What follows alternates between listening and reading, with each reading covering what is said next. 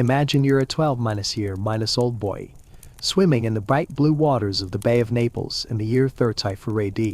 The warm Mediterranean sun is on your back as you dive down to find seashells. Your lungs are burning as you see how long you can hold your breath, competing with your younger brother to see who can stay underwater the longest. Your father watches proudly from his boat as you come up with a handful of perfect shells. Your dark hair is slicked back, and your chest heaves with the effort. This is your world. It's simple, honest, and full of laughter, with the waves endlessly crashing on the shore. But then something changes. You see them. 3 imperial galleys cutting through the water, their purple sails bearing the golden eagle of Rome. Your father's face turns pale. Everyone in the village knows what those ships mean. The Emperor Tiberius is collecting again. What you don't know is that your exceptional swimming ability has just sealed your fate. The soldiers have been watching you for weeks, taking note of how long you can hold your breath, how gracefully you move through the water. You don't realize it yet, but tomorrow you will wake up on a distant island in a cold marble chamber surrounded by other boys who once had families and names. Your swimming skills are about to become the tools of your destruction. By the end of the day, the boy who collected seashells will no longer exist. Something else will take his place. You will become one of Tiberius's little fishes, trained to serve the emperor's twisted desires and ways that would make even the gods weak. You will be thrown into the private pools of the most powerful man on earth, and the horrors awaiting you on Capri will haunt you for the rest of your life. But there's more. Much more. Before we dive into this forgotten story of survival and suffering, if you enjoy uncovering hidden truths of history, consider hitting that like button and subscribing for more content like this. And please leave a comment to let me know where you're listening from. Tiberius Julius Caesar Augustus was born a monster. When he became emperor in 14 AD, the Romans believed they were entering a golden age. He was intelligent, experienced, and seemed trustworthy.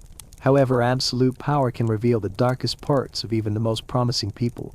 By 30 AD, something inside Emperor Tiberius had broken. The change began when he abandoned Rome entirely and retreated to the island of Capri with a small circle of servants. Officially, this withdrawal was for his health, a chance to recover. But in reality, it marked the start of one of the most horrifying programs of child abuse in history. Hidden in marble palaces surrounded by the calm, blue waters of Capri, this place, once seen as beautiful, became a living nightmare. Capri was the perfect place for Tiberius's dark transformation. The island lies only 12 miles off the Italian coast, surrounded by dangerous currents and towering cliffs. Escape was impossible. Ships could only approach when the weather was calm, and every boat was carefully watched by imperial guards. What happened on Capri stayed on Capri. The emperor's villa took up much of the island's highest plateau, a massive complex of chambers, gardens, and most importantly, private pools carved into the living rock. These pools weren't just simple bathing spots, they were architectural marvels, designed for purposes that no one would ever openly discuss. Some pools were shallow enough for children to stand in, while others were deep enough for extended underwater activities.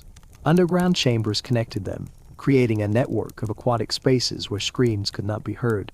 But here's the part that will send a chill down your spine: this wasn't random cruelty.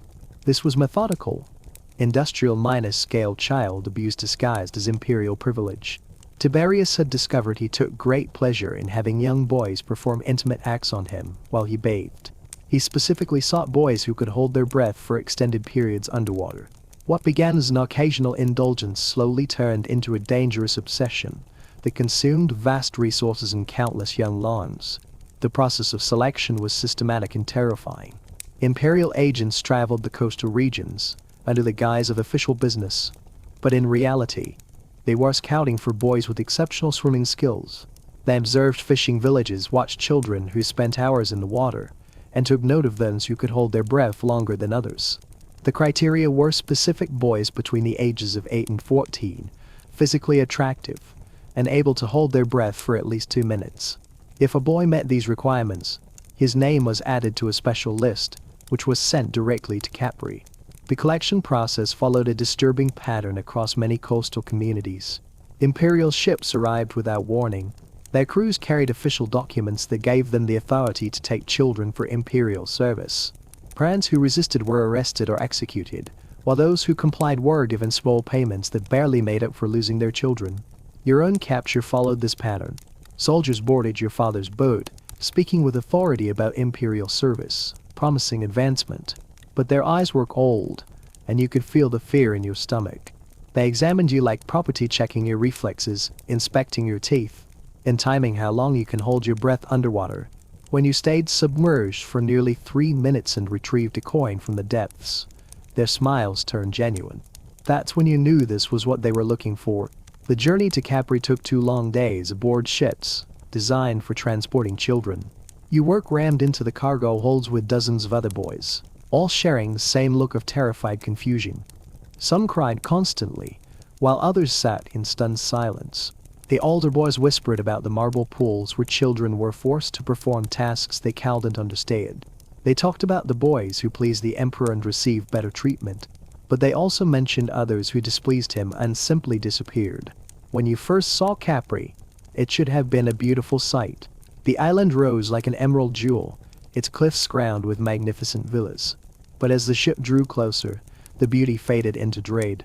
Heavily guarded docks, watches that watched every approach, and people moving with the precision of those who were constantly being watched, it was all too much. Upon arrival, you were subjected to a more thorough selection. Imperial physicians examined each boy individually, testing swimming abilities, flexibility, breath control, and what they called appropriateness for specialized service. Those who passed were given clean tunics and escorted to their villa quarters. Those who didn't simply vanished. The villa complex that became your prison was a masterpiece of twisted design, a place where every stone, every corridor, and every pool was built to serve the emperor's dark needs.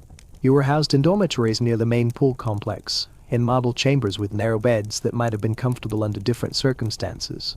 The walls were decorated with beautiful frescoes depicting sea nymphs and ocean gods, images that would later take on a cruel irony in your mind. Your first night in villa, you lay awake, listening to the sounds that would become the soundtrack of your captivity. The gentle splashing from the nearby pools mixed with quieter sounds you couldn't yet name, but that filled you with an instinctive sense of dread. Older boys moved quietly between beds, whispering urgent instructions about rules that could mean the difference between survival and disappearance. You learned quickly that silence was golden, questions were dangerous. Then the emperor's moods determined whether the days ahead would bring horror or tedium. The training began immediately. You were assigned to Marcus, a boy who claimed to be 15 but whose eyes seemed far older, as if he had seen too much into little time. Marcus had survived 3 years on Capri by learning how to anticipate the emperor's desires. He whispered the rules to you late at night, teaching you what would become your new survival guide. Never speak unless spoken to. Never look the emperor in the eyes. Never refuse a request. And most importantly, never stop practicing swimming, because your life depended on it. The pools were not just marvels of engineering, they were perverted tools of abuse. The main bathing area featured interconnected pools at different depths, with underwater passages that allowed the boys to move between them without surfacing. The water was kept at a comfortable temperature, not too hot, not too cold, just warm enough to support long hours of swimming and other activities that drained the boys' strength. Marble steps and platforms were carved into the pools at specific intervals, creating spaces where the emperor would position himself while boys swam around and beneath him. As you trained, you began to understand the true purpose of these pools. You were taught to hold your breath for longer and longer periods, eventually building up to 5 minutes of continuous submersion. You learned to swim silently, avoiding any splashes that might displease the emperor. You were also taught techniques you didn't fully understand, ways to use your hands and mouth underwater, things no child should know. The innocence of your childhood was being slowly, systematically removed, one lesson at a time. The first time you were summoned to serve the emperor personally, the fear almost overtook you. Tiberius reclined on a marble platform jutting into the main pool, his aging body supported by silk cushions as steam rose from the heated water. He looked like a bloated spider trapped in a web, his eyes cold and calculating as they examined the boys selected for his afternoon entertainment. Marcus had prepared you for this moment with whispered instructions, but nothing could have fully prepared you for the reality of facing the emperor himself. Tiberius spoke in soft, cultured tones, almost like a grandfather, explaining what he expected from his little fishes. You were to swim in patterns around his submerged body, diving and surfacing rhythmically while he bathed. Sometimes he would give specific instructions asking you to swim closer, to use your hands or mouth in ways that felt wrong, but you dared not refuse. Your childhood, your innocence, was slowly drowning in the marble pools of Capri, one breath at a time. The manipulation was psychological as well as physical. Tiberius had perfected the art of breaking down young minds, replacing their natural disgust with desperate gratitude for the smallest approval. Boys who performed well were rewarded with better food, warmer clothing, and praise that felt precious in the oppressive world of the villa. But those who showed reluctance faced punishments, ranging from reduced rations to complete isolation in underground chambers where the sound of dripping water was the only company. What made this abuse particularly insidious was that it was woven into the larger fabric of imperial life. The boys weren't just slaves, they were also subjected to what appeared to be education. You had lessons in reading and writing, literature, and even craft skills that could have been considered education under different circumstances. The emperor himself sometimes conducted lessons, revealing a level of intelligence and sophistication that made his other activities even more horrifying. As you settled into this strange new life, you saw the gradual transformation of the boys around you. Some adapted, learning to navigate the twisted rules of survival and becoming enthusiastic participants in their own exploitation, trading bits of their dignity for small privileges. Others broke, retreating into madness or even choosing death as a way to escape the relentless horrors of the villa. There were boys like Marcus, who survived for years by developing the ability to read the emperor's moods and adjust his behavior accordingly, always careful to maintain his usefulness. And then there were others like Lucius, who had been on Capri for years and was barely human anymore. His eyes were distant, and his body moved through routines like a machine, no longer aware of the world around him. Lucius's story was one you would come to understand all too well. During your second month at the villa, you watched him stop eating, refusing food until his body gave out. The older boys understood this as a form of escape, perhaps the only way out for those who could no longer endure. Death had become a kind of mercy in Tiberius's twisted paradise. As the months passed, you began to fully understand the system Tiberius had created. The villa wasn't just a retreat or a pleasure palace, it was a carefully designed machine, an institution for systematic abuse. Every detail from the layout of the buildings to the staff that kept everything running smoothly was intended to keep the boys captive, isolated, and helpless. The emperor maintained detailed records on each of his little fishes, documenting their physical development, swimming abilities, and what he called service aptitude. These records were kept by scribes, boys who had graduated from the program and were now in charge of keeping track of the others. You slowly realized with growing horror that you were not just a victim in this cruel system, you were a part of it. You weren't seen as a person anymore, but as a mere entry in a spreadsheet, a tool for imperial pleasure.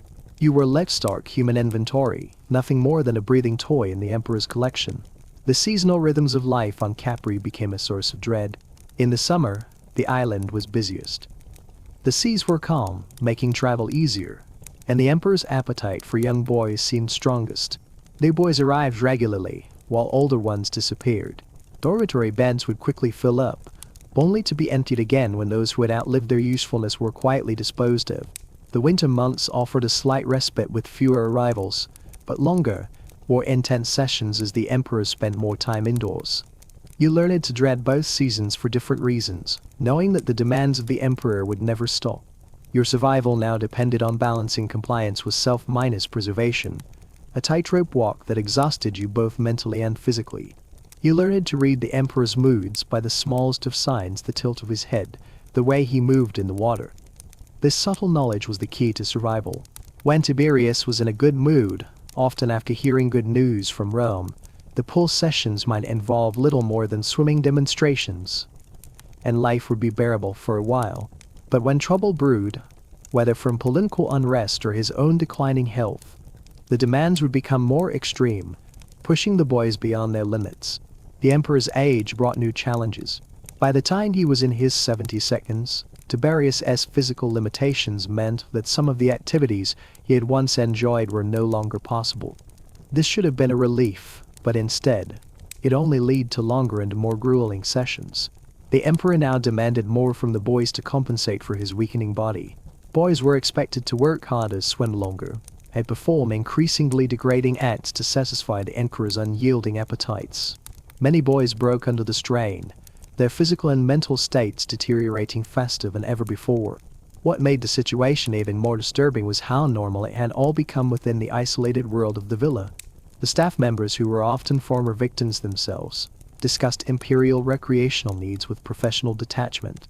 They spoke about the boys as if they were nothing more than tools to be used, their lives and suffering mere details to be managed.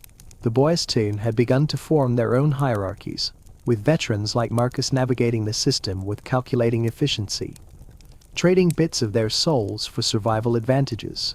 By your third year on Capri, you had witnessed cycles of horror that would have destroyed stronger minds. You had seen the fresh arrivals, full of hope and terror, and watched as they quickly learned the brutal survival rules. Some adapted, learning to embrace the system and trade their dignity for safety and small privileges. Others broke entirely, retreating into madness, or choosing death as an escape from the endless degradation. The most disturbing part was how, over time, survival itself would become the ultimate goal. The boys who survived the longest were often those who had completely adapted to their circumstances, who had learned to participate in their own exploitation for the illusion of safety. They had given up any hope of escape or rebellion, instead finding ways to survive day by day, hour by hour. But even those who survived for years, like Marcus, couldn't escape the emotional and psychological toll of life on Capri. Marcus, your mentor, finally reached his breaking point in the spring of your third year. He had managed to survive longer than most, using his intelligence and adaptability to navigate the horrors of Capri. But something inside him snapped when he was forced to participate in an especially degrading session that lasted nearly an entire day. That night, Marcus slipped away from the villa and threw himself from the cliffs, ending his life. His death marked a turning point in your psychological journey. It made you realize that survival wasn't really survival if it meant becoming something that no longer resembled your true self. The boy who had collected seashells in the Bay of Naples was already gone, replaced by a hollow creature whose entire existence revolved around serving the Emperor's twisted needs. The question you now faced wasn't whether you would die on Capri, it was whether you would die as yourself, or as something unrecognizable, something far worse. The villa, with its grand marble columns and breathtaking views, was, in reality, a prison that catered to every twisted desire of the Emperor. By now, you had come to understand that survival meant becoming part of a system designed to destroy every shred of innocence and humanity. You had witnessed firsthand how the boys, one by one, either adapted to the horrific conditions or crumbled under their weight. Every day was a reminder of your insignificance, and yet, in this nightmare, there was a hierarchy. The older boys, like Marcus, held a certain power, navigating the villa's dark realities with calculated detachment. They had learned the subtle art of self-preservation, trading their bodies, their dignity, and their souls for the small privileges that came with pleasing the Emperor. They were the survivors, but their survival came at a cost that no one could truly comprehend until they experienced it themselves. Newcomers arrived regularly, their faces full of terror and confusion. They were the ones who had not yet been broken. Their fear was raw and palpable, and the older boys took note. The cycle of horror played out before your eyes as you watched new boys adapt, or worse, break completely. You had learned long ago that fear was a constant companion. There was always fear in the air, fear of displeasing the Emperor, fear of disappearing without a trace, fear of being forced to perform acts that no child should know, let alone experience. But there was another fear, a more insidious one. It was the fear of losing yourself entirely. It was the fear of becoming so numb to the suffering, so warped by the system, that you no longer remembered who you had been before Capri. Over time, the Emperor's demands grew more intense. His aging body, though still powerful, starting to betray him.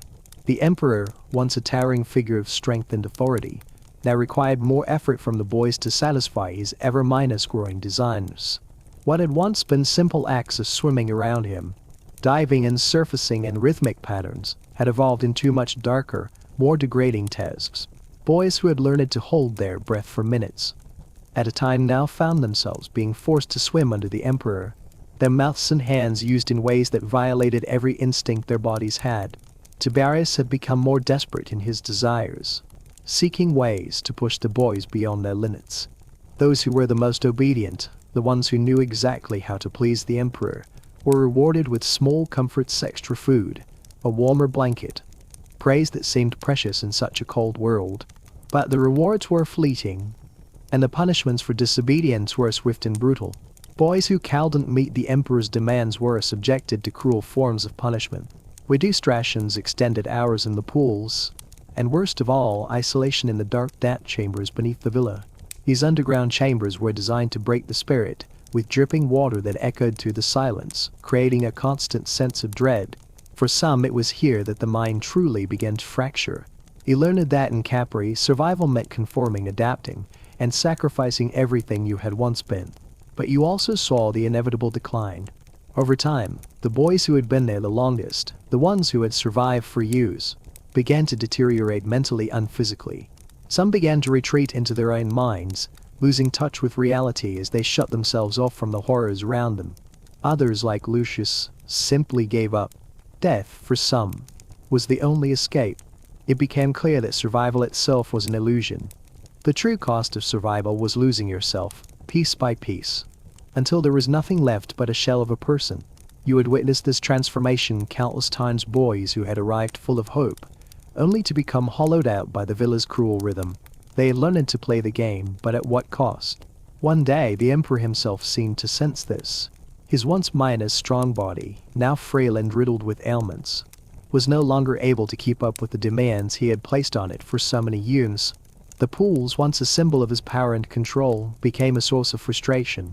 Tiberius's health problems grew worse, but his desires remained insatiable. As he struggled with his declining physical state, the demands on the boys grew even more extreme. They were expected to compensate for the emperor's failing body, pushing their own bodies and minds beyond what they could endure. You had seen boys break before, but you never imagined that Tiberius himself would begin to crumble under the weight of his own needs. Yet that was exactly what happened. His body, once an instrument of imperial dominance, was now a shadow of its former self. And so the emperor became more cruel, more desperate, demanding more from the boys who had already given everything. Survival, for you and the others, meant keeping up with these unrelenting demands.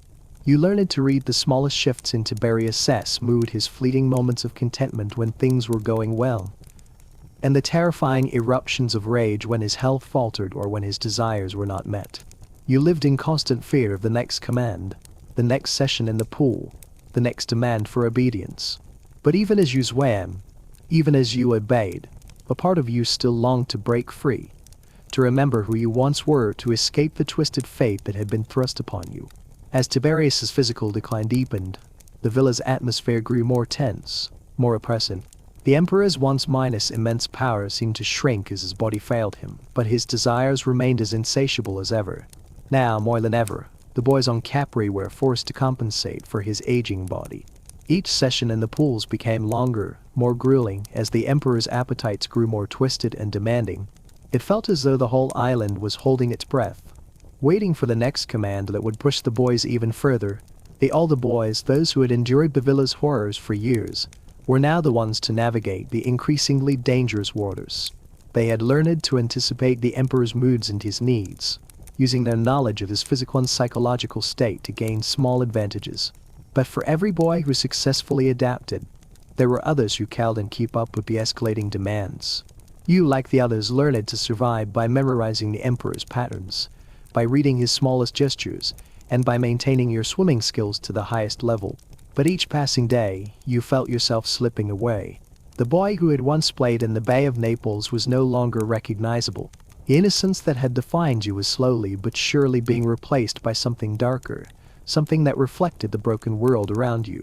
The longer you stayed, the more you realized that escape was possible, not just because the island was physically isolated, but because the mental chains were just as strong. The villa, with its grand columns and beautiful marble pools, was a prison for the mind, just as much as it was a prison for the body. You could no longer remember what freedom felt like. You couldn't recall what it was like to laugh without fear, to live without the constant weight of terror pressing down on your chest. And yet, even in the face of all this horror, there was still a flicker of resistance within you. It was much just a tiny spark of defiance that refused to be completely snuffed out. You saw it in the eyes of some of the boys too. They might have given in to the emperor's demands. They might have performed his twisted acts without protest. But there was still a part of them, buried deep inside, that longed for escape. You saw it in their silent gestures and their fleeting glances when they thought no one was looking. But there was no escape from Capri. There was no way out. Then came the inevitable. The boys who had outlived their usefulness were disposed of. You had seen it happen to others, those who had become too weak, too broken to please the emperor. Some were quietly relocated to other facilities, their fates never recorded. Others simply disappeared, lost to the shadows of the island. The idea that you could be next was always in the back of your mind, a constant companion that gnawed at you every day. What had once been a world of possibility and innocence had become a cold, cruel existence. The villa was just a prison, it was a factory of despair, where the boys' work turned into mere tools to satisfy the emperor's endless cravings. And yet, the horror was just the abuse, it was the slow, methodical way in which it became normal. The longer you stayed, the more you saw how the boys adapted, how they began to view the system as something inescapable, as something that could not be challenged. But you couldn't let go of that spark. Even as your body grew weaker and your mind began to fracture, you couldn't fully abandon the part of you that longed for freedom. It was a small part, but it was enough to keep you alive, enough to keep you going. You didn't know how long you could hold on, how much longer you could endure. But you held on to that flicker of hope, however faint it had become. The emperor's health continued to deteriorate, and with it, his mind. His once minus sharp intellect had dulled, replaced by fits of rage and despair. His body, once strong and imposing, was now a frail shell of its former self. Yet his demands, his cruel desires, never ceased. If anything, they grew more extreme, more impossible to meet. His weakened body required more from the boys, more swimming, more endurance, more acts that pushed you further and further away from the child you once were. The older boys who had survived for years were no longer the calculating survivors they had once been. They were broken, hollow shells, just like the younger boys who had arrived in the past year. Each boy was a mirror of the other, their faces blank, their eyes empty of the spark of life they had once carried. It was as though Capri had erased everything that made them human, leaving only the shell of survival behind. But there were still a few boys who clung to their humanity, even if it was just in fleeting moments. You saw it in the way they looked at each other, the way they whispered in the dark, the way they comforted each other in the silence of the dormitories. It was a small rebellion, one that no one else would notice, but it was enough. Enough to remind you that there was still a part of you that was lost to the island, a part of you that could survive, even in this hell. The villa's rhythm never stopped. Days blurred together, each one indistinguishable from the next, a never-mind ascending cycle of swimming, waiting in fear. You learned to survive by becoming as invisible as possible, blending into the background, always ready to perform when called upon. The emperor's demands became more unpredictable as his body failed him. His once sharp mind was now clouded by age and illness, yet his desires remained as relentless as ever. It was as though the more Tiberius' physical strength faded, the more desperate his cravings became. The younger boys, the newcomers, arrived like blank slates, full of fear and confusion, just as you once had been. They would learn quickly or they wouldn't survive at all. The older boys, like you, taught them the rules, not with words, but with the unspoken gestures of survival. They were taught how to read the emperor's moods, how to anticipate his needs, how to keep swimming until your body screamed for rest. But there was no rest, not for any of you. You learned that there were certain tasks that Tiberius demanded of the boys, things that went beyond the swimming pools and the water exercises. These tasks were darker, more intimate. Boys who pleased the emperor were rewarded with small comforts, a bit more food, a warmer tunic, the rare praise. But those who failed, those who couldn't meet his demands, were cast aside. Their names were forgotten, their faces erased from the records. And in their place, new boys arrived, ready to take their place in the emperor's collection. Survival, as you had come to understand, was not just about meeting the emperor's physical demands. It was about bending your mind, molding yourself into what the emperor wanted, even if that meant losing the last remnants of who you had once been. It was just the pools that broke you, it was the complete erasure of your identity, your history, your sense of self. You were no longer a person. You were an object, but tool in the emperor's hands, to be used, discarded, and replaced.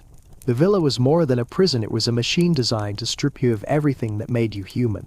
The guards, the physicians, the staff, none of them looked at you as a person. You were a livestock, part of a system that had been running for years, silently, efficiently, without interruption. And the more you tried to hold on to your humanity, the more it slipped away from you. One day, you noticed something different. The boys once silent in their suffering were beginning to break even more. The younger ones who had once clung to each other for comfort, now avoided eye contact, their faces hollow with resignation. The older boys, the ones who had survived for years, had become shells of their former selves. They moved through the villa like ghosts, their eyes vacant, their bodies mechanical, performing their tasks without thought, without emotion. And yet, even in the face of all this despair, a part of you still clung to the hope that maybe, somehow, you could escape. It was a small thought, barely a whisper in your mind, but it was enough to keep you going. You saw it in the eyes of the other boys too. It wasn't much a flicker of resistance, a shared glance, a silent gesture, but it was there. You weren't alone in this nightmare. But the island had a way of grinding down even the smallest glimmers of hope. It was just the isolation or the abuse. It was the sheer hopelessness of the situation. You could swim all day, obey every command, and still not escape the reality of your existence. The villa was a place of horrors, yes, but it was also a place of quiet despair, where even the strongest minds could not withstand the constant pressure of survival. Then came the inevitable turning point, the moment when you realized that escape was no longer possible, not just because the island was physically isolated, but because you had already been consumed by the system. The psychological chains were far stronger than the physical ones. The Emperor's Villa was just a place of torture. It was a place of transformation. It transformed you into something unrecognizable, something that existed only to serve, to endure, to survive.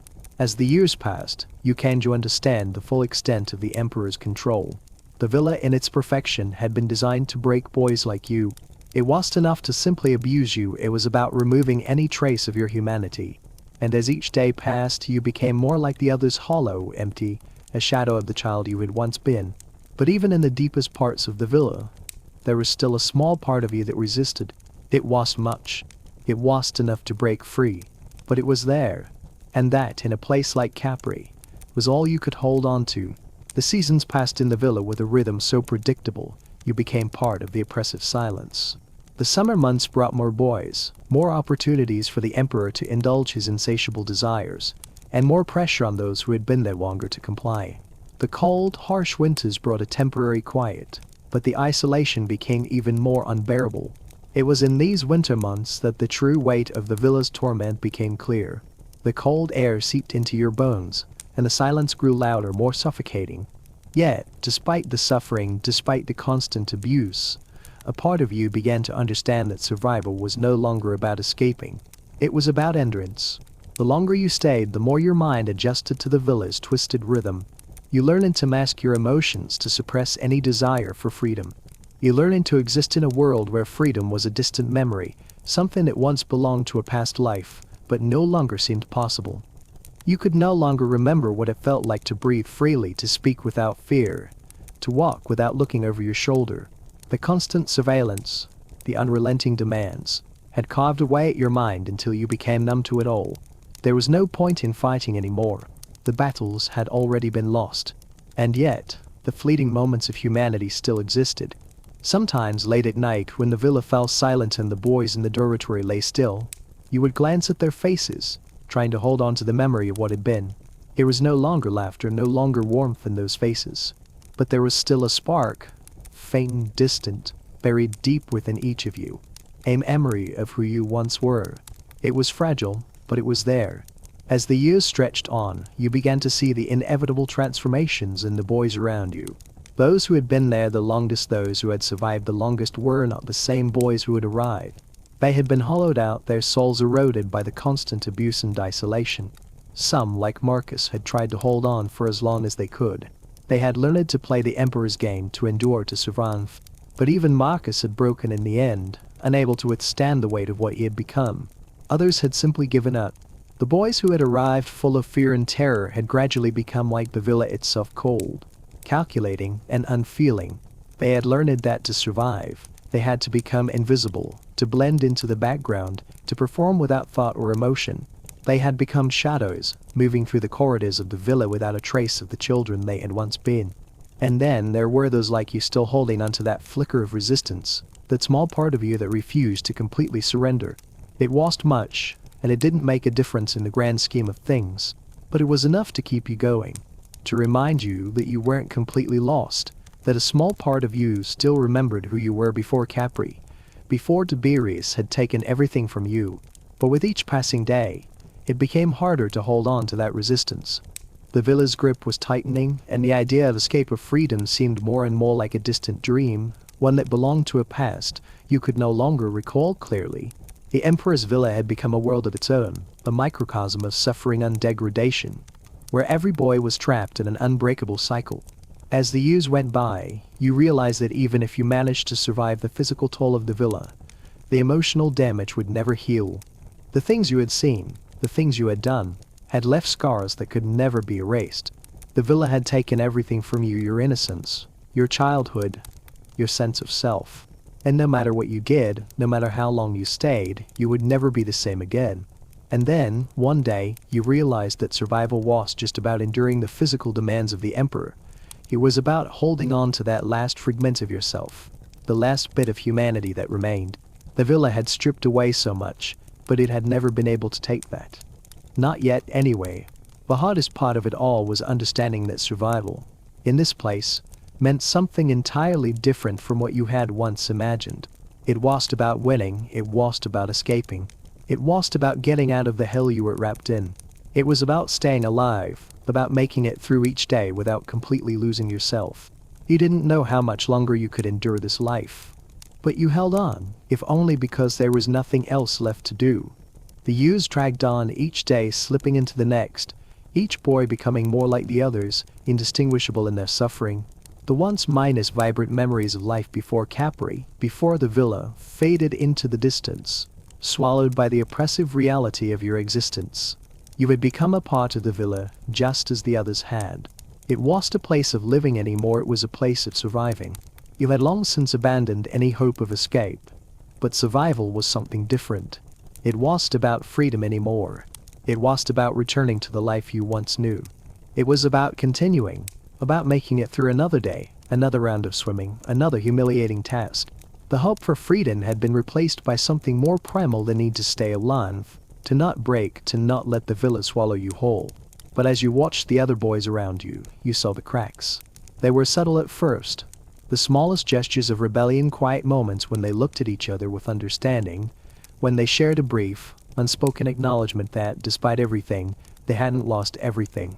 But those moments were fleeting. They were rushed quickly by the brutal demands of the Emperor and the ever-present shadow of the villa's watchful eyes. It was in these quiet moments that you realized something terrifying: the villa had become more than just a place of abuse. It had become a system so perfectly engineered that it had erased any possibility of resistance. The boys were not just victims, they were tools, carefully shaped and molded to fit the Emperor's desires. And the system, with all its cruelty and precision, had turned survival into an act of submission. There was no room for defiance anymore, no room for individuality. You had once fought, even in small ways, to hold on to who you were. But with each passing day, you became more and more like the others, more mechanical, more numb. You had learned to obey without question, to perform without thinking. Survival meant abandoning yourself, surrendering your will to the villa, to Tiberius, and to the cold, unyielding rhythm of the place. And yet, in the quietest moments, when the demands eased, when the Emperor's physical decline slowed the relentless pace of the villa's activities, you caught glimpses of what you had lost.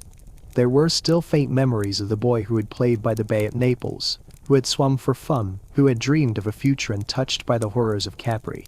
Those memories felt distant, like they belonged to someone else, to a life that was no longer yours. But they were still there. They still lingered like a fading echo. You watched the younger boys, the new arrivals, with a strange mixture of pity and empathy. You had been the once filled with fear and confusion, desperate to understand what had happened, why they were here. Now, you could see the fear in their eyes as they learned the harsh realities of life on Capri. You could see them struggling to adjust to the brutality of the system, to the twisted demands of Tiberius. Some would adapt quickly, becoming silent and obedient, their personalities fading into the background. Others would break, their spirits crushed under the weight of what they had to endure. The cycle continued. New boys arrived, older ones disappeared, and the villa's rhythm never wavered. But as the years passed, you began to realize that the villa itself was aging. The emperor, once a figure of immense power, was slowly becoming a shadow of himself. His health continued to decline, his body deteriorating with each passing year. The pools, once symbols of his power, had become a place of frustration and desperation. The emperor demanded more from the boys, more swimming, more endurance, more performance. Everything had to be perfect. The demands, once a means of indulgence, were now a desperate attempt to recapture the pleasure of his youth.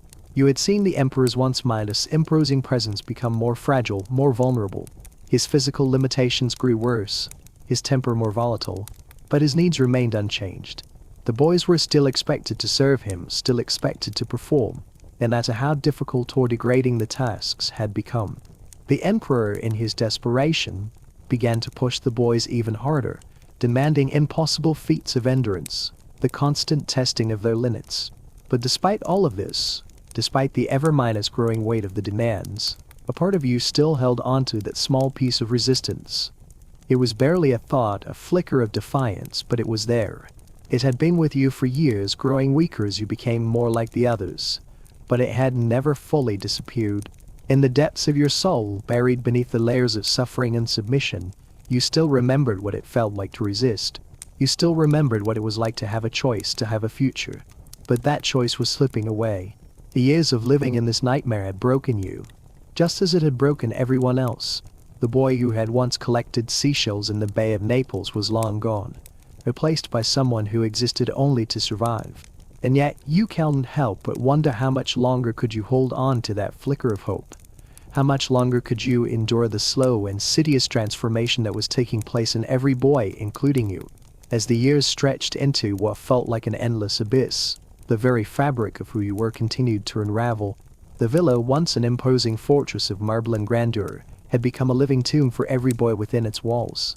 It was no longer a place where life was sustained, it was a place where it was merely endured. The emperor's whims, his demands, were no longer surprising. They had become routine, like the slow drip of water in the underground chambers, wearing away at your resolve with every passing day. But even as the villa tightened its grip, even as Tiberius's physical state continued to deteriorate, there were moments, rare and fleeting, when you could see the cracks in the system. It wasn't just the boys who were changing. The villa itself, the once glorious symbol of imperial power, was decaying. The marble floors were chipped, the frescoes faded, and the pools, once pristine and perfectly maintained, showed signs of neglect. Even the guards, who had once moved with the precision of a well-oiled machine, now seemed more distracted, more tired. The villa was crumbling just as the emperor was. And in a way, you had started to crumble as well. Every year that passed, you became more like the others, silent, obedient, mechanical. You swam when you went old. You performed the emperor's twisted requests without thought, without hesitation. It wasn't about the work anymore, it was about survival. You had learned to silence the small voice in your head that used to ask for more, that used to ask for something better. Now, there was only the silence, only the rhythmic sound of your own breath, the constant pull of the water, and the oppressive weight of the villa's existence. But there were moments when it all became too much. The memories of the Bay of Naples, of the simple life you once knew, would rise up and bite. The feeling of the sun on your back, the laughter of your family, the sound of waves crashing against the shore, those memories would cut through the haze of despair like a knife. They reminded you of what you had lost, of the boy you had been. They reminded you that once, there had been something more than this. You couldn't help but wonder, in those rare, quiet moments, if any of the boys still remembered what it was like to be free, to breathe without fear, to live without constantly being watched, to have a future that didn't revolve around swimming in the pools of an emperor who saw them as nothing more than playthings. Was it possible to escape this, even in your mind? But those moments were fleeting, like dreams slipping through your fingers as you awoke. Reality always returned. The emperor's cruel demands, the unrelenting need for his pleasure, the constant surveillance, the endless degradation. It was all still there, pressing down on you, reminding you of who you had become. You began to understand that escape in the traditional sense was not possible. You were trapped not just by the island, but by the very system that had shaped you, that had molded you into something unrecognizable. And yet, even in the face of that realization, you couldn't help but hold on to the smallest, most fragile piece of your humanity. It was buried deep, hidden beneath layers of fear, suffering and submission. But it was there. It had to be. It was the smallest of rebellions. A whisper in the dark corners of your mind, the belief that you were more than what they had made you. That there was something left inside that was just a tool to be used. It was the faintest spark of defiance. And though it had been smothered again and again, it never truly died. But you couldn't deny the truth. The island, the villa, and the emperor had changed you. They had taken everything, your childhood, your innocence, your identity, and had replaced it with something cold, something broken. The boy who had once dived into the waters of Naples with joy was gone, replaced by a creature who could swim for hours without thought, who could endure without complaint. The boy who had once been free was now a part of the machine, a piece in the emperor's twisted puzzle. In the end, survival had become a slow surrender to the system. The villa was no longer just a place of physical abuse, it was a place that had stolen your soul. It was a place where boys like you came to forget what it meant to be human. And yet, there was still that faint, flickering hope that one day, somehow, it would all end, not because you had escaped, but because the system would finally collapse under its own weight. That perhaps one day the emperor would die, and the villa would crumble, taking everything with it. Until then, all you could do was swim. Swim until your body gave out. Until your mind could no longer endure. Swim until you were nothing but a shadow of the boy you had once been. And when the time came, when the emperor's insatiable desires finally stopped, when the villa's doors were finally sealed, you would no longer be a part of it. You would be free. But freedom, you learned, was not something easily won. The days on Capri were long and monotonous, stretching into a blur of endless swimming, servitude, and survival. The smallest victories seemed hollow, fleeting, as if the island had swallowed them up the moment they were born. Every day felt like a repetition of the one before, each breath, each stroke, each action becoming mechanical, a way to pass the time until the next demand, the next humiliation, the next cruel task. The villa had stripped away everything that made life worth living. It had taken your memories, your hopes, your future. And yet, you were still here, still surviving, still clinging to whatever remnants of yourself that remained. The other boys too had been marked by their years in this place. The new arrivals, so full of fear and confusion at first, quickly fell into the same rhythm. They learned to obey without question, to perform without hesitation. The once lively children, full of energy and curiosity, were molded into shadows of themselves. Their faces hollow, their movements stiff and mechanical. It was as though the villa, with its marble walls and cold pools, had drained the life out of them, replacing their identities with something unrecognizable. But even as you watched this transformation in others, you couldn't help but wonder about your own fate. How much longer could you endure this? How much longer could you continue to serve, to swim, to obey? There were days when it felt like you were being hollowed out, little by little, until nothing remained but a shell of the person you had once been. The boy who had played in the Bay of Naples, who had laughed with his brother and collected seashells, was fading into memory. What was left of him? Was there anything left to save? And yet, in the quietest of moments, when you could hear nothing but the gentle splashing of the pools and the distant murmur of the guards, you would catch yourself thinking about escape. Not the physical escape, the impossible flight from the island. No, the kind of escape you dreamed of now was different. It was the escape from the numbness, the escape from the slow death of your soul. It was the escape from the relentless demands, from the constant surveillance, from the suffocating silence that pervaded every moment. In your darker moments, you wondered if escape was possible at all. The longer you stayed, the more you realized how deeply this system had taken root in your mind. You had been molded into a tool, a servant, someone who existed only to fulfill the emperor's desires. Even if you escaped, what would you be? A hollow shell, a broken creature who no longer remembered what it meant to be free. The thought haunted you, gnawing at the edges of your mind, and you could never shake the feeling that, in a sense, you were already lost. And yet, even in the darkest corners of your thoughts, there was still that faint, flickering spark. It was small, fragile, almost extinguished, but it was there. The part of you that remembered what it felt like to breathe freely, to laugh, to dream. It was a ghost of a memory, but it was enough to keep you from sinking completely into the abyss. Every day you fought to hold on to it, to preserve that tiny piece of your soul that had somehow survived the horrors of Capri. Then one day, as if in answer to the silent prayer you hadn't known you'd been offering, The emperor's health took a sudden and dramatic turn for the worse. His body, already frail and broken by years of indulgence, finally began to fail him completely. The demands grew more erratic, more unpredictable as his mind slipped further into madness. The once commanding presence of Tiberius, the man who had ruled with absolute power, now seemed like a shadow of his former self. The villa, which had once been a symbol of imperial grandeur, had become a decaying shell, much like its master. As the emperor's decline accelerated, something strange began to happen. The once tight grip of control over the villa started to loosen. The guards, the staff, the physicians, they all seemed distracted, uncertain. There was a sense of chaos in the air, a shift in the power dynamics that had once been so unyielding. You could feel it in the way the older boys moved through the halls, in the whispers exchanged in the dark corners of the dormitories. For the first time in years, there was an air of uncertainty in the villa. It was during this time that the guards started to let their attention slip. There were moments when you and the others would wander the villa's grounds unnoticed, when the watchful eyes of the imperial servants failed to catch every movement. It was a dangerous time, of course. One wrong move, one careless word, and the punishment would be swift. But there was something intoxicating about the freedom you had longed for.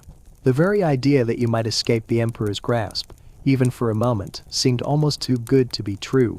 The hope of escape, of freedom, however small, it seemed began to creep back into your thoughts. Perhaps, in some twisted way, the emperor's decline was the key to breaking free. His weakening body, his failing mind, these were the cracks in the walls, but at once seemed impenetrable. As the system began to crumble under the weight of his own decay, you began to realize that maybe, just maybe, there was a way out. Not just from the villa, but from the life that had been forced upon you. It was a fleeting hope, yes, but it was hope nonetheless. The decline of Tiberius was felt like a tremor through the entire villa, rippling through every corner of the estate. It wasn't just the physical weakness of the emperor that shook things, it was the shift in the power structure that followed. The guards, who had once been so attentive to their duties, now seemed distracted, uncertain. They whispered among themselves in hushed tones as if unsure of their own place in the world they had helped maintain for so long.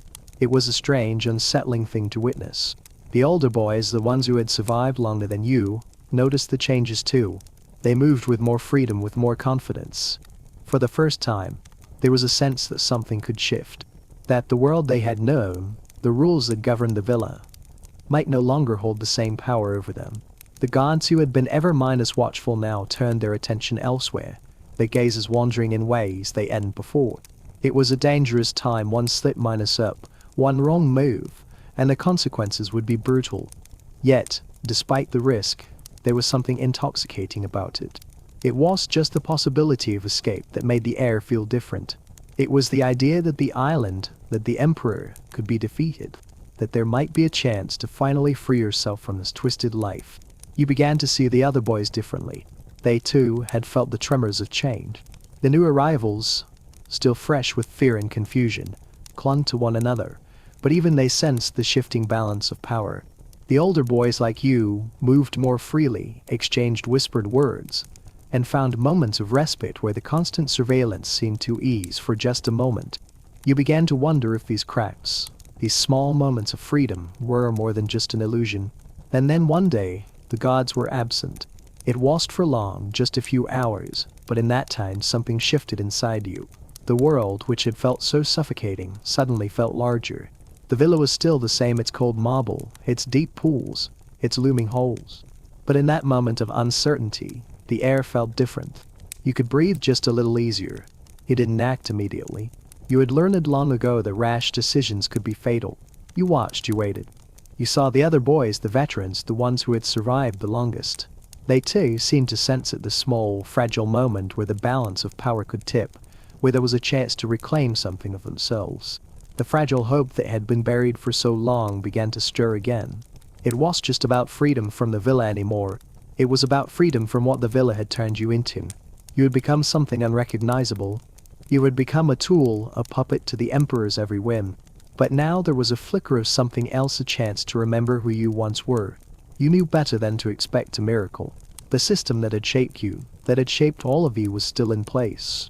But now, for the first time, it felt possible to break free. You felt it in the way the older boys spoke, quieter, more deliberate now. They exchanged glances that no longer held fear. They no longer carried the weight of defeat. They spoke of escape, the survival, of a life beyond the walls of the villa. It was a conversation you had never imagined having, a conversation you had never dared to dream of. The next few days passed in a strange haze. The gods were still absent, their presence fading. You couldn't explain why it was happening or how long it would last, but it didn't matter.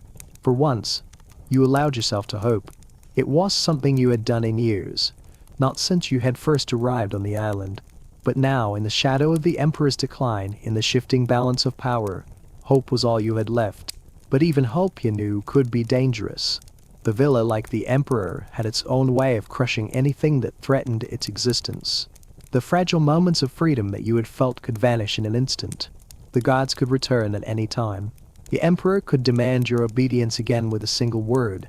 And yet, the idea of escape, of a life beyond the villa, lingered in your thoughts.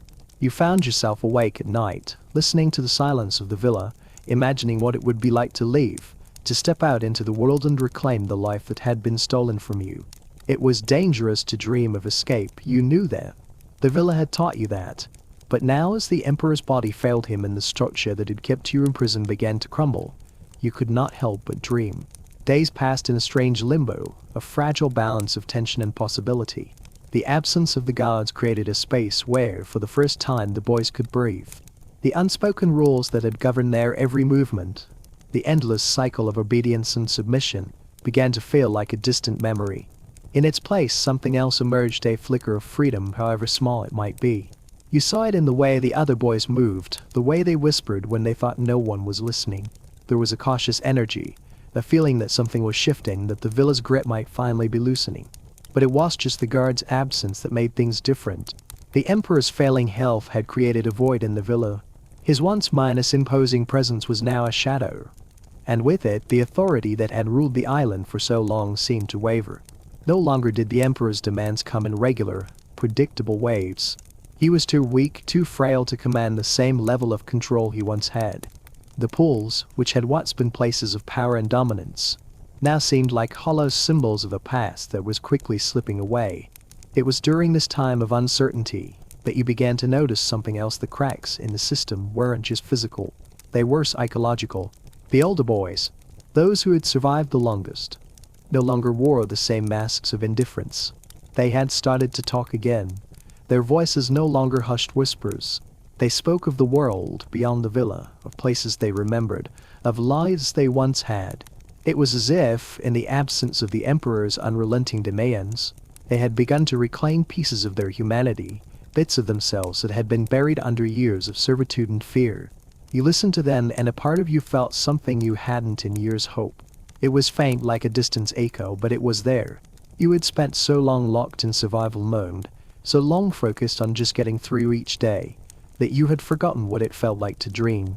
But now, as the power dynamics shifted and the villa seemed to crumble under the weight of the Emperor's decline, you found yourself thinking of the impossible. What if you could leave? What if for once you could escape? The idea of escape, once a distant fantasy, now seemed almost tangible. You had always known it was impossible before, trapped by the isolation of the island, the ever-minus watchful eyes of the guards, and the iron grip of the Emperor. But now, for the first time, it didn't feel so certain that escape was out of reach. The villa itself would become a place of uncertainty, and with uncertainty came opportunity. But even as the flicker of hope grew, the danger of this new freedom became clear. The villa was still a prison. The gods might be distracted, but they weren't gone. The Emperor might be weakening, but he was still there, still alive, still a threat. Any moment, the delicate balance that had formed could collapse. And if it did, the consequences would be swift and brutal. A single misstep, a single moment of carelessness, and everything could go back to the way it had been. You would be right back where you started, crushed under the weight of the system that had ruled your life for so long. You knew this, and yet you couldn't shake the thought of escape. It lingered in your mind, a vision of a world beyond the villa, beyond Capri. A world where you were free, where you could make your own choices, where you could remember what it was like to be a child again. A world where the Emperor had no power over you, where the villa's walls were no longer suffocating you, where you could breathe without fear. For the first time in years, you dared to imagine that world. The fear that had once been so consuming began to lessen, replaced by something new possibility. It was terrifying, this new feeling, because it was unknown, and the unknown was always dangerous. But it was also exhilarating. You had lived your life in the shadows, trapped in a nightmare of your own making. But now there was light, however faint.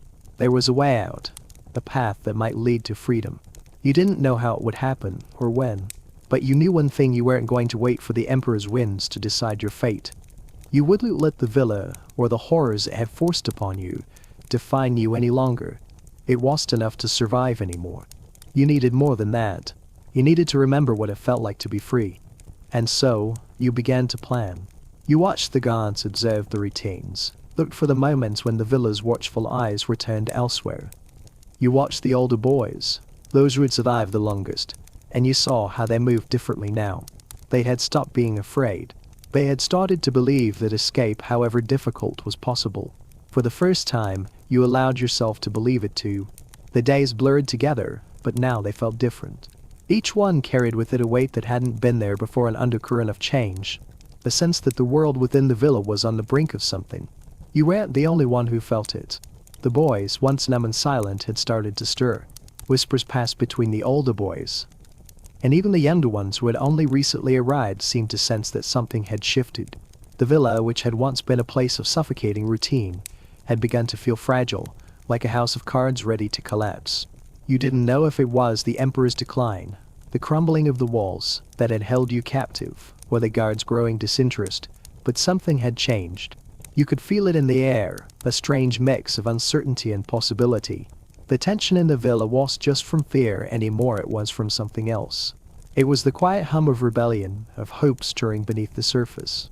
Even the older boys, the ones who had been there the longest and had learned to survive by never showing emotion, seemed to carry something different now, a sense of quiet defiance. You began to talk to them, quietly at first, testing the waters. The walls had ears, and you knew the consequences of speaking out of turn. But you also knew that if there was any chance to escape this place, to escape the Emperor's twisted hold, you couldn't do it alone. The other boys, those who still had enough of themselves left to think beyond survival, had to be part of this. Together, there was a chance. Alone, there was nothing but the certainty of remaining trapped in the villa forever.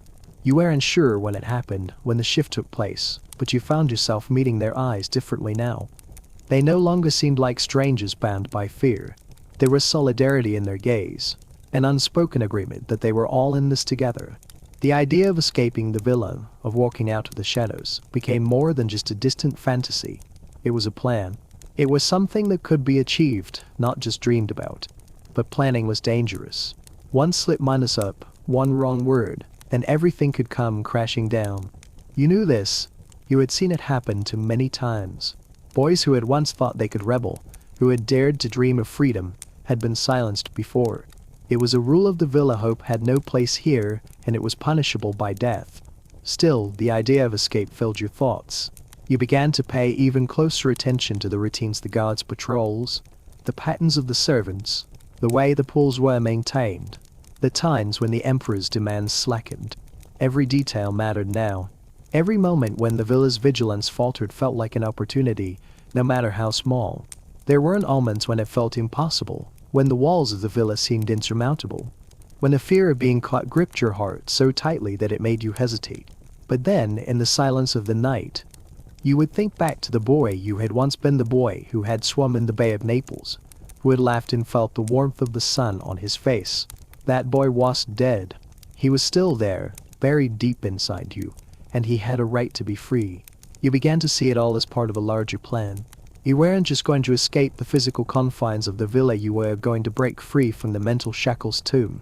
The Emperor's power, the power of the villa, had always been psychological as much as it was physical. The constant surveillance, the manipulation, the unrelenting demands, all of it was designed to break you, to keep you in line. But now, for the first time, you began to see it differently. The Emperor was not invincible. The villa's grip was weakening, and you could feel it. The idea of escape wasn't just a dream anymore. It wasn't a fantasy. It was a plan, a series of steps you would take, carefully, cautiously, with every moment of your life in the villa leading up to it. You couldn't do it alone, but you didn't need to. You had the other boys, the ones who had learned to survive, who had learned to read the emperor's moods and manipulate the system. Together you could do this. Together you had a chance. But escape was a risk. A big risk. You knew that. If the gods were to return, if Tiberius were to recover, or if the villa were to tighten its hold once more, all of it would be lost. It would be over before it even began. But the possibility, however small, was worth the risk. It was worth everything. The villa had stolen your innocence, your childhood, your identity. It had turned you into something else, something unrecognizable. But it hadn't broken you entirely. And now, with the emperor's decline, with the cracks beginning to show in the once minus immovable walls, you realized that you still had one thing left. You had hope. And as long as you had that, as long as you could hold on to that flicker, there was still a chance to escape. As the days passed, the tension in the villa seemed to grow thicker, more palpable. The absence of the guards, the emperor's declining health, and the growing whispers of escape all created a strange atmosphere, a fragile equilibrium where anything could happen. You could feel it in the air, a sense of impending change, but you didn't know exactly when or how it would come. But you knew it was coming. The question was whether you would be ready for it. The older boys, the ones who had been there the longest, moved with purpose now. They no longer just went through the motions, their eyes hollow and distant. There was a glimmer of something else in their gaze, determination. They had once accepted their fate, resigned themselves to a life of endless servitude and suffering. But now, they were looking for a way out too. You saw it in their eyes. In the way they spoke in hushed tones when no one else was around. In the way they gave subtle nods of encouragement to one another. There was a plan forming, a quiet but determined rebellion, and you, for the first time, were part of it. You couldn't help but feel a surge of something, maybe hope, maybe fear, but it was undeniable. The thought of leaving, of escaping the villa and the emperor's twisted reign, had never felt so real. You had lived your life in the shadows, locked away in this hellish place, but now there was a chance to step into the light. It was going to be easy. It wasn't going to be quick, but it was possible. You could feel it deep inside you. For the first time in years, you believed that you could be free. The older boys, the veterans of Capri, had been here the longest. They knew how to move undetected, how to slip through the cracks in the system without raising suspicion. They had learned to read the guards, the staff, the rhythms of the villa. They had learned the small, subtle shifts in power, the moments when the villa's watchful eyes faltered, when the emperor's grip loosened. They had learned how to survive. But now, they were teaching you how to escape. You started to train, not just in swimming but in patience, in silence, in awareness. Every step you took had to be measured. Every glance had to be calculated. You had to remain invisible, blending into the shadows, just as the older boys had done for so long. The villa was still a prison, still a place of constant surveillance and fear, but now you had the tools to move within it undetected. Every day, you grew more adept at playing the game, at surviving without being seen, at watching for the small opportunities that would lead to your escape. There were risks, of course. Every decision, every movement, every action was fraught with danger. The guards could return at any time. The emperor could recover, could regain control, could tighten his grip once more. The villa could return to the way it had always been, with the same unrelenting rhythm of obedience and punishment. But even in the face of that, even in the face of the overwhelming risks, you couldn't ignore the sense of possibility that had been ignited in your chest. Escape was no longer just an idea. It was a plan, a goal, something you could work toward. It was a fire that had been rekindled deep within you, one that you couldn't ignore. And with each passing day, with each whispered conversation and calculated step, you came closer to making it real. You couldn't tell anyone what you were thinking. You couldn't speak of the plan aloud. But you could feel it growing inside you. The idea of freedom was no longer distant, it was right in front of you, just beyond the horizon. There were moments, brief moments, when you would look around the villa and imagine it all gone, the marble halls, the pools, the emperor, and see yourself walking away free at last. It wasn't an easy thing to imagine, but it was possible. You had seen the cracks in the system. You had seen the emperor falter, the guards grow slack. And you had seen the boys like you begin to rise up from the ashes of their broken spirits. They weren't the same as they had been when they arrived, empty shells, living ghosts. They were waking up. They were remembering who they had been, and they were beginning to act. It wasn't just you anymore. It was all of you together. the collective will of the boys who had survived and the boys who were ready to escape. The villa, for all its grandeur and power, had no hold over the will to survive. The emperor's once minus absolute authority had crumbled. His physical decline had brought the villa to the brink, and now, it was you who had the power to break free. But as you continued to work toward your goal, one thought kept creeping into your mind: if you made it out, if you really escaped, what would you do then? Would you even recognize the world you once knew? Would you even know how to live outside these walls? The villa had been your world for so long that the idea of freedom seemed both exhilarating and terrifying. You had been shaped by it, molded by its horrors and its routines. Could you really step back into the world you had lost? Or would the villa's scars follow you wherever you went? For now you didn't have answers to those questions. What you did know was that the first step had to be taken. The plan had to begin. The spark of hope that had started as a flicker in your heart had now become a flame brightened undeniable. The emperor's power was fading, and with it, so too was the villa's control over you. The time for waiting was over. It was time to act. The time had finally come. The whispers had turned into plans, the dreams into something concrete. Each boy knew the stakes. This was no longer a fleeting thought or a fantasy. Escape was no longer just an idea. It was the only thing that mattered. For so long the villa had been a prison, and for so long survival had been your only objective. But now, with the emperor's power weakening, with the guards distracted, there was a crack in the foundation. And in that crack you saw the possibility of freedom. You had been preparing for this moment for weeks. Every movement you made was calculated. Every conversation, every glance was measured. You watched the villa like a hawk, noting the shifts in the guards' patrols, the times when the emperor's demands were slack, the moments when the servants' attention wandered. You began to move differently, with purpose, not just as a boy in captivity, but as someone on the brink of reclaiming his life. The other boys were with you. They had all seen the same cracks in the walls, the same signs of change. Some were older, wiser, having survived far longer than you. They knew the dangers, knew how to hide in plain sight, how to use the villa's routines to their advantage. They had become masters of surviving, but now they were becoming masters of escape. The whispers had turned into plans, and the plans were turning into action. The night was always the hardest part. It was when the fear was most intense, when the reality of what you were about to do felt most impossible. The villa, even in its crumbling state, still felt like a fortress. The walls still loomed around you, a reminder of how long you had been trapped. The god's eyes, though less focused, were still ever minus present. The emperor, though sick and frail, was still a threat. The idea of leaving this place, of walking away from everything you had known for so long, felt as terrifying as it was liberating. But you couldn't wait any longer. Every day that passed felt like a risk. Every moment spent in the villa was another moment the emperor could regain control, another moment the guards could return to their full vigilance. You had already been planning for so long. You couldn't let it slip away now. The first step was always the hardest. As the sun set, you gathered with the others in the quiet of the dormitory. The villa, as always, felt silent in the dark, the marble halls echoing with your footsteps as you moved through them. The guards, though fewer now, still patrolled, but their attention was divided, their vigilance no longer a constant. This was the moment. The world outside the villa was closer than it had ever been.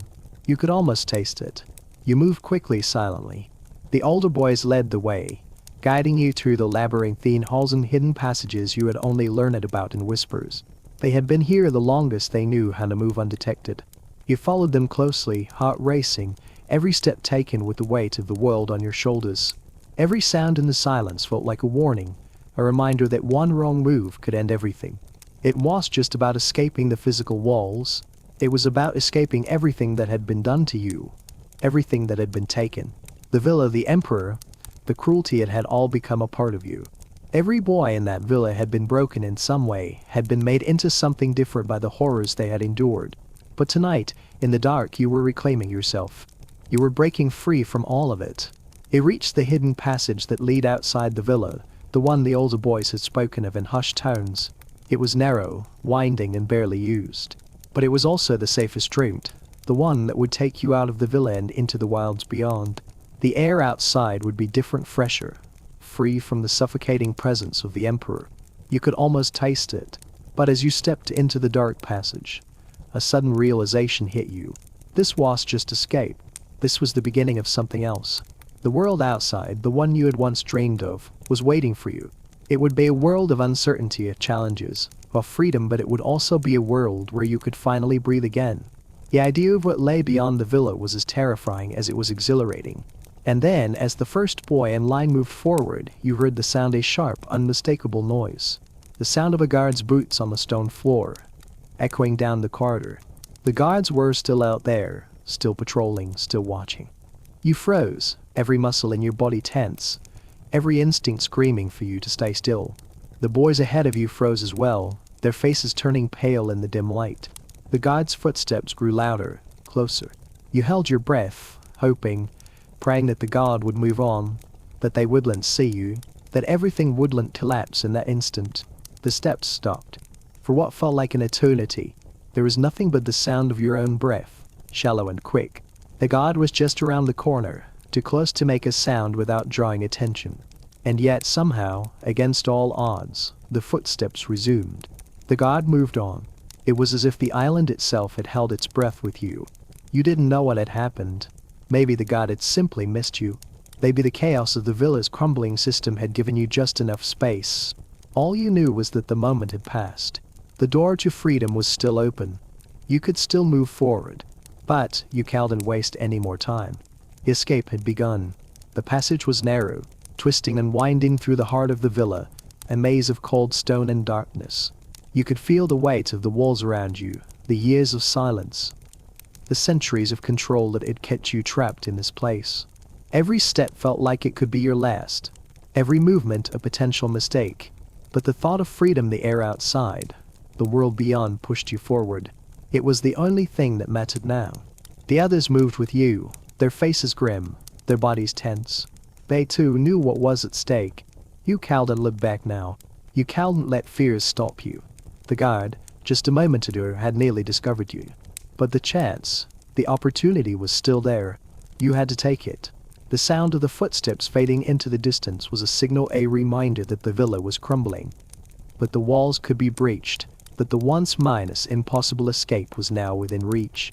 The older boys led the way, keeping the pace steady, their movements swift but measured. They knew this passage, knew the risks. They had spent years surviving, watching, learning every inch of the villa, every crack, every blind spot. Now, they were using that knowledge to guide you, to lead you out of the nightmare you had been trapped in for so long. The passage was cold, damp with the moisture of the stone, and the air was thick with the smell of mildew and dust.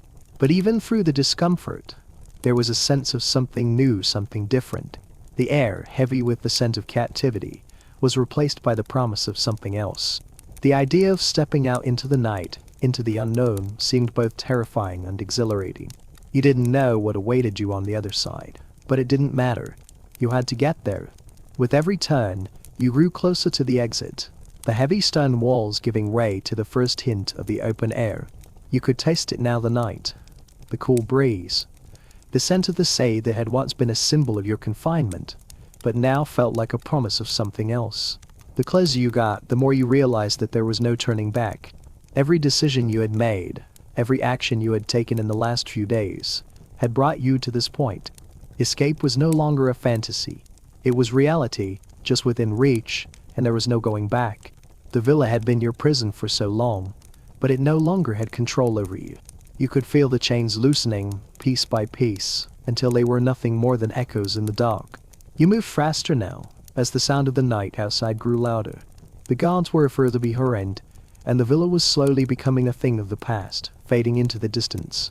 For a brief moment, you felt like a person again, not just a tool, not just a boy molded by the Emperor's desires.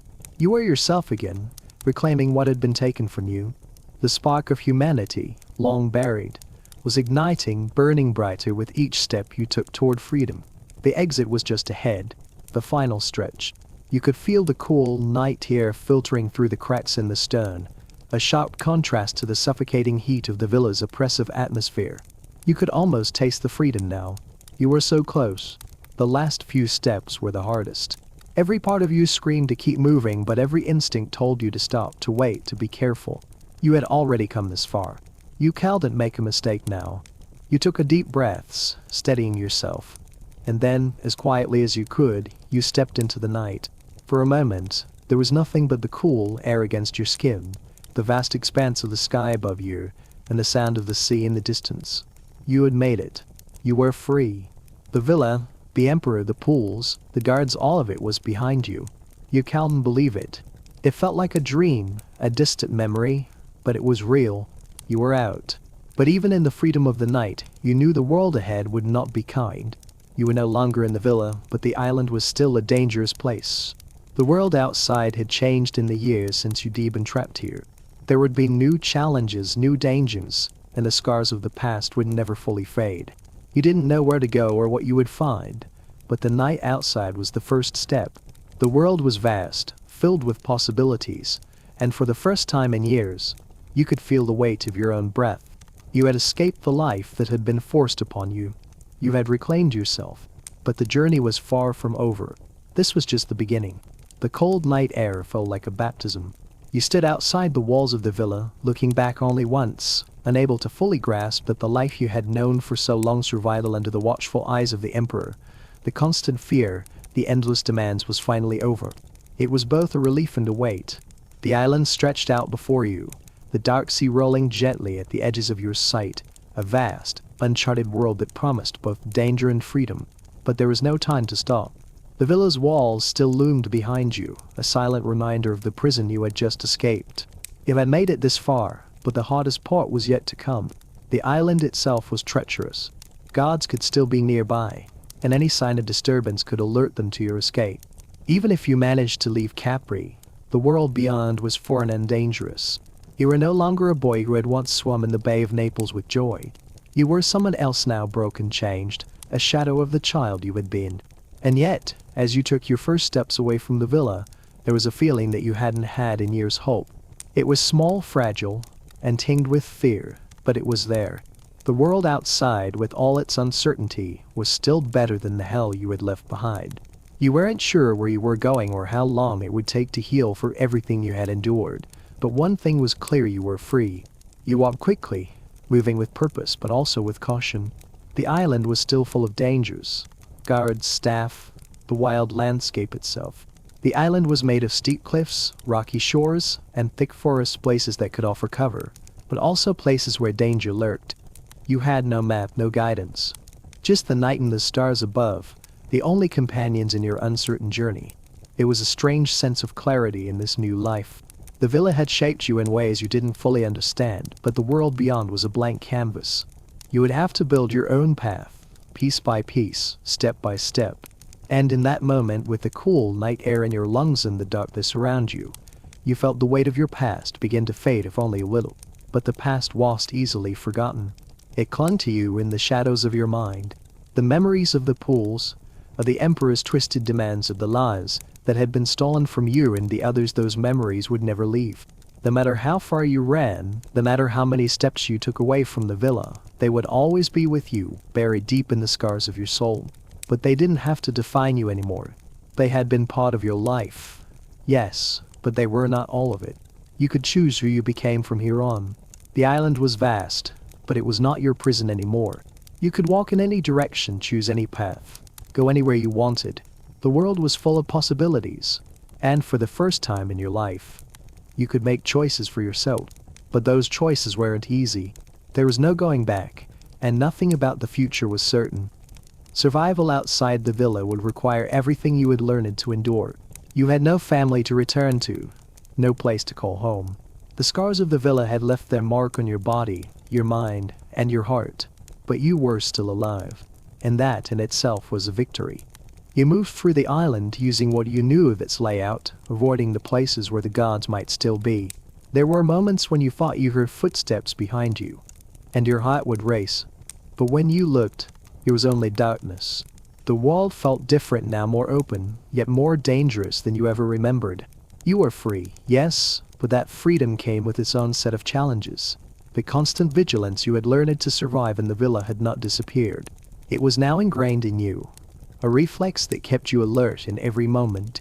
After what felt like hours, you reached the shore, the salt air strong on the breeze. You looked out at the sea, the waves crashing softly against the rocks.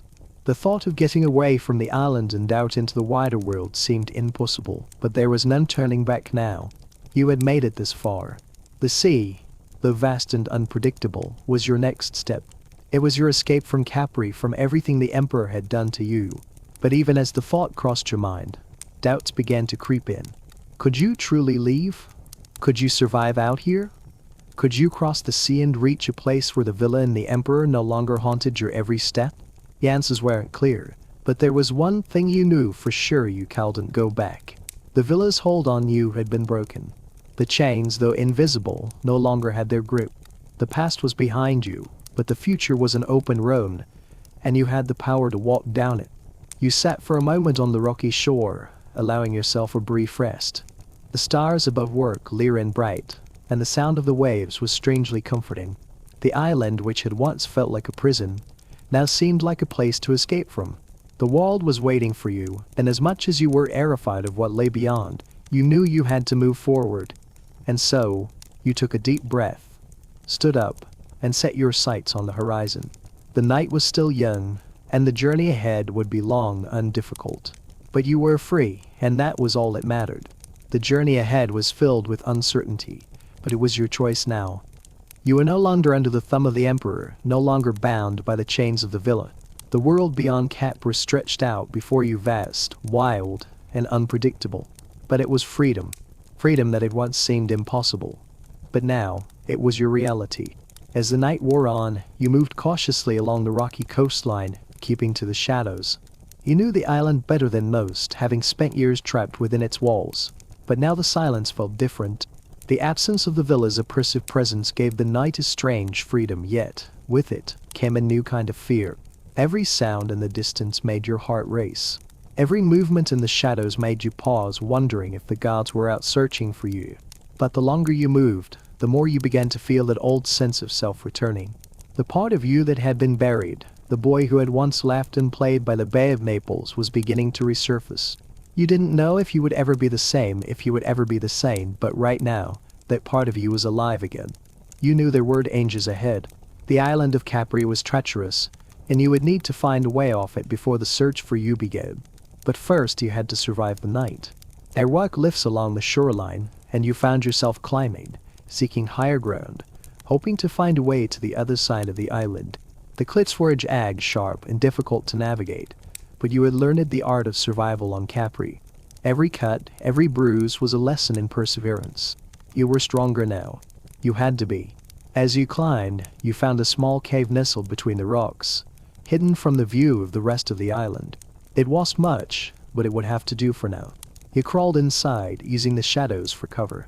For the first time in what felt like forever, you allowed yourself to rest. Your body ached from the long hours of walking, from the tension that had built up in your muscles as you made your escape.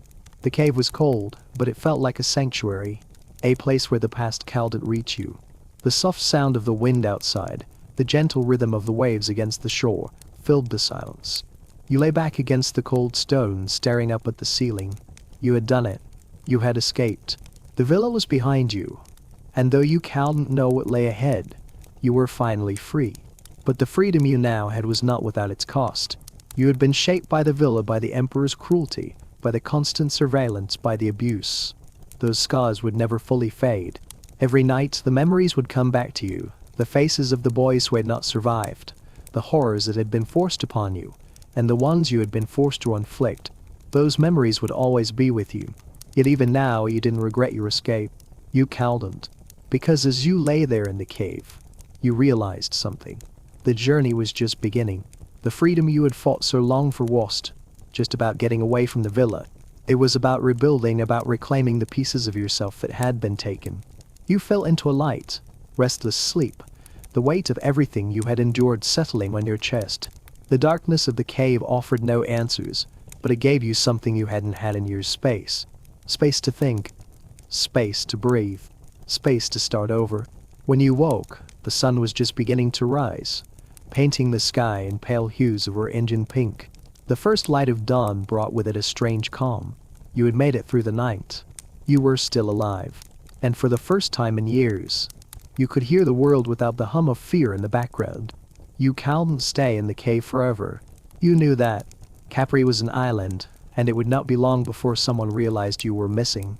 The search for you would begin, and when it did, it would be relentless. The guards, the emperor's servants, they would scour the island for signs of escape. But there was time. There was always time in the first hours of dawn, before the world fully woke. You had a head start. The plan, now that you were free, was simple: you would leave the island. But how? Where would you go?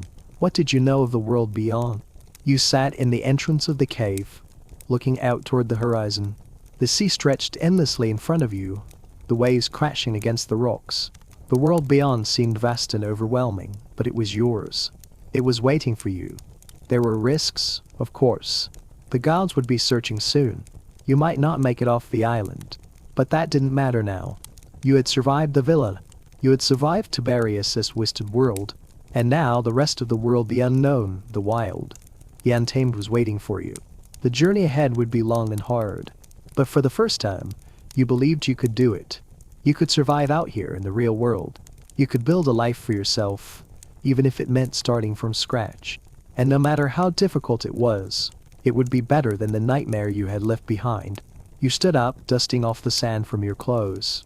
You had no clear path ahead, but the one thing you knew for sure was that you weren't going to stop moving. Not now, not ever again. You had made it this far, and you would go further. The world was yours. The only thing left to do was take the first step into it. The sun had fully risen now, casting pale hues of orange and pink across the sky. The first light of dawn brought a strange sense of calm. You had made it through the night. You were still alive. And for the first time in years, you could hear the world without the hum of fear in the background. You were sitting at the entrance of the cave, looking out toward the horizon. The sea stretched endlessly in front of you, the waves crashing against the rocks. The world beyond seemed vast and overwhelming, but it was yours now. It was waiting for you. There were risks, of course. The gods would be searching soon. You might not make it off the island, but that didn't matter now. You had survived the villa. You had survived Tiberius' twisted world. And now, the rest of the world, the unknown, the wild, the untamed, was yours to claim. The journey ahead would be long and hard. The world outside was unpredictable and dangerous. But for the first time, you believed you could survive out here. You could build a life for yourself, even if it meant starting from scratch. And no matter how difficult it was, it would be better than the nightmare you had left behind. You stood up, brushing the sand from your clothes. You had no clear path ahead, but you knew one thing for sure: you weren't going to stop moving. Not now. Not ever again. You had made it this far, and you would keep going, step by step. The world was vast and full of challenges, but for the first time in your life you had the freedom to choose your own future. The past, with all its horrors, was behind you. And now, as the morning sun bathed the world in light, you were free to make your own decisions, carve your own path. The first step into that new world was always the hardest, but it was also the most important. You looked back at the villa one last time, a place that had once seemed like your entire world, but now it was just a distant memory. You took a deep breath, the fresh sea air filling your lungs, and you turned your back on it. With one last glance toward the vast horizon, you started to walk. You didn't know where you would end up or how long the journey would take, but you knew this was only the beginning. The unknown was terrifying, but it was also full of possibilities. And now, you were free to explore them all. The landscape before you was unfamiliar, raw, and untamed. The path ahead was unclear, and every step you took felt like an act of defiance against the world you had once known. The sea breeze, fresh and wild, brushed against your face. And for a fleeting moment, you felt a strange combination of freedom and vulnerability. You were out of the villa, away from Tiberius, away from the horrors that had defined your life. But the unknown stretched before you, vast and unpredictable. You had no plan, no destination, but the one thing you did have was the drive to survive. You had endured so much, fought so hard to reclaim your life, that you refused to let fear paralyze you now. The skills you had learned during your years in captivity, how to endure, how to move silently, how to read the smallest signs of danger, were now your greatest assets. You might not have known the world outside, but you knew how to survive. As you walked along the rocky coast, you noticed the deep, jagged cliffs that lined the island. The island of Capri, once a place of terror, now felt like a puzzle, a challenge to be conquered. He knew you couldn't stay here long. Sooner or later, Someone would notice you were missing. The villa's guards would be looking for you. But you also knew this island had hidden corners, places that even the most diligent patrols couldn't reach. The night had passed without incident, and though the sun was up now, you still moved carefully, blending into the shadows where you could. You needed a plan, a way to get off the island. You had no idea how, but the thought of the open sea, or finding a way to cross it, kept tugging at you. You didn't know if there was a way out, but the sea, vast and free, seemed to call to you. The days passed, and you continued to travel along the rugged coastline, avoiding the few remaining patrols. The island's landscape was harsh, but you were used to hardship. Hunger became a constant companion, but you scavenged what you could: seaweed, berries, whatever you could find. You had been taught to live on nothing, to make do with what was available, and that skill proved invaluable now. You learned to trap fish, using nothing but your hands and the sharp rocks around you. It was much, but it was enough to keep you going. But even with the basics of survival covered, you couldn't escape the growing fear in the pit of your stomach. The longer you stayed on the island, the more you felt the weight of your past closing in. The memories of the villa, of the emperor, of everything that had happened to you, were never far from your mind. Every rustle of leaves, every shifting shadow in the distance, made your heart race. You had escaped, yes, but the mental scars of your captivity still clung to you. The fear, the shame, the memories of what had been done to you, they didn't disappear the moment you stepped out of the villa. They were part of you now, and you would carry them with you for the rest of your life. The days on the island became harder, not just physically, but emotionally. The isolation was overwhelming. There were moments when the weight of your past threatened to drag you under. You would lie awake at night, staring at the stars, wondering how you could ever move past what had happened to you. How could you ever forget the faces of the boys you had left behind? How could you move on from the years of abuse, from the life you had once known? But you had to. You had no choice. Every day was a step away from the villa, a step toward something different. You knew that the only way to truly escape was to rebuild, to start over. You couldn't let your past define you. It had shaped you, yes, but it was who you were now. You were free, and that meant you could choose who you became. As the days wore on, you found a strange comfort in the silence of the island. The world was quiet here, free from the ever-present hum of the villa, from the oppressive weight of Tiberius's demands. In the stillness you began to reconnect with the parts of yourself that had been buried for so long. And memories of the boy you had been, the boy who had once collected seashells on the shores of Naples, started to come back. You remembered what it felt like to swim for fun, to feel the sun on your face, to laugh without fear. It was a painful process, but it was also liberating. Each day, you were slowly reclaiming yourself. The world outside the villa, once so foreign and terrifying, was beginning to feel like something you could navigate. You were no longer just surviving, you were learning how to live again. After several days of wandering, you found what you had been hoping for: a small, hidden cove. It was sheltered, shielded from the open sea, and you could see the faint outline of ships passing in the distance. You had no idea who might be out there, but it was your chance. This was the moment to leave.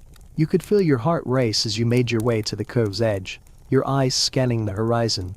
The sea was still, calm, almost inviting. You didn't know where you would go once you left the island, but this was your chance, your first real chance to escape this nightmare. The world was out there, and for the first time in years you could see it. The sea stretched endlessly before you, its deep blue inviting and terrifying all at once. The ships on the horizon were a reminder that the world beyond Capri existed, a world you had almost forgotten about. You had lived for so long under the suffocating grip of the villa that the idea of the outside world, of freedom, of choice, seemed surreal. Yet, here you were, standing on the edge of the island that had once been your prison, looking out into the vastness of the world beyond. But the reality of escaping Capri was still overwhelming. The fear of failure, of being caught, of returning to the life you had just fled from, weighed heavily on you. The path forward was unclear. You had no boat, no plan, no knowledge of how to navigate the sea or what lay beyond the horizon. The uncertainty felt like a mountain looming in front of you. Still, there was no turning back now. You had survived the villa, survived Tiberius's horrors, and now, you had the chance to build a future that was your own. It was going to be easy. There would be hardship, danger, and the constant haunting memories of the past. But you were free. The chains had been broken, and no matter how difficult the road ahead was, you were determined to keep moving forward. As you stood at the cove, taking in the view, you knew you had to act. The longer you stayed on the island, the more likely it was that someone would find you. The villa's search would inevitably stretch across Capri. And if you were still here when they came, you would be lost forever. The only way to truly escape was to cross the sea to leave the island behind, once and for all. With resolve settling in your chest, you set your sights on the water. The waves were gentle now, but you knew they could change in an instant. Even with your knowledge of the island, the sea was a whole new world. You didn't have the strength to swim across it, nor did you have a boat, but you could find a way. The cove was a small refuge, but it also held promise, perhaps a vessel washed ashore, or a chance to meet someone who could help you. Whatever it was the only opportunity you had. You started walking along the shoreline, scanning the sand and rocks for anything that could help you. Your feet were sore, but you didn't mind the discomfort. Your mind was focused on one goal: escape. The sea seemed so close, yet so far, as if it were easing you with the possibility of freedom. You found yourself moving faster now, with more urgency, your heart racing as you approached the edge of the cove. And then you saw it. A small fishing boat, abandoned and weathered by the sea, bobbing gently in the shallow water. Its sail was torn, and the wood was worn and cracked. But it was a boat. It was a way out. The sight of it filled you with a mixture of disbelief and elation. Was it safe? Would it hold? Could you actually make it out to the open sea? You approached the boat cautiously, examining it from every angle. It was much, but it was enough. There was no sign of the fishermen who had left it behind. Perhaps they had gone for supplies, or had been caught by a storm. The boat was unguarded, abandoned to the winds of the sea. And now, it was your only chance. With shaking hands, you pushed the boat further into the water. You weren't sure how far it would take you, but it was all you had. The fear of being caught, of failing, tried to creep back into your thoughts, but you shoved it away. This was your only chance. This was your moment to leave the past behind and move toward the unknown. You had survived so much already. Now you had to survive the sea. The boat creaked as you climbed in, and you took a deep breath before pushing off from the shore. The boat wobbled for a moment, but it steadied as you grabbed the rudder, your hands gripping it tightly. The waves gently pushed you away from the cove. And for the first time in years, you felt like you were in control. The villa, the emperor, the past, all of it was behind you. As you sailed farther from the island, the shore became smaller, the sounds of the waves louder. The sea was vast, and it was wild, but it was yours now. You didn't know where you were going, didn't know how long it would take, but for the first time in your life, you were the one choosing your path. The world was uncertain, but you had taken the first step, and that was enough. Hours passed, and the sun began to sink below the horizon, painting the sky with hues of orange and purple. The boat rocked gently with the waves, and the salty air filled your lungs. The vast ocean around you was both terrifying and beautiful. You had no idea what lay ahead, but you were moving forward. With each passing hour, you grew stronger. The fear of the unknown was still there, lurking in the back of your mind, but it no longer paralyzed you. The memories of the villa, with everything you had endured, still lingered in your thoughts, but they had begun to fade. Every mile you put between yourself and the island was a mile closer to freedom, a mile closer to the future you were creating for yourself. As the night deepened and the stars began to emerge in the sky above, you felt a strange sense of peace settle over you.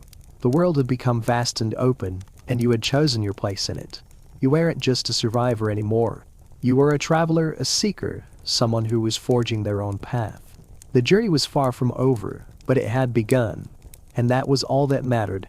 The night passed slowly, the hours blending together as the boat drifted gently on the open sea. The stars above felt close, like they were watching over you, guiding your way. The rhythmic sound of the waves became a kind of lullaby, soothing you despite the uncertainty of the journey. You were alone, but for the first time in what felt like forever, you didn't feel entirely isolated. The vastness of the ocean, the endless expanse of water, somehow made you feel less alone. The boat was small and fragile, and at times it seemed as if it might break apart with each wave. But it held, and you held, each of you keeping the other afloat. The wind had picked up by the time the moon was high in the sky, and with it a certain urgency. You didn't know how far you had come, or how far you still needed to go, but you couldn't stop now. You couldn't turn back. You had crossed the point of no return. You learned quickly the nature of life on the sea. The boat was no friend to comfort or stability.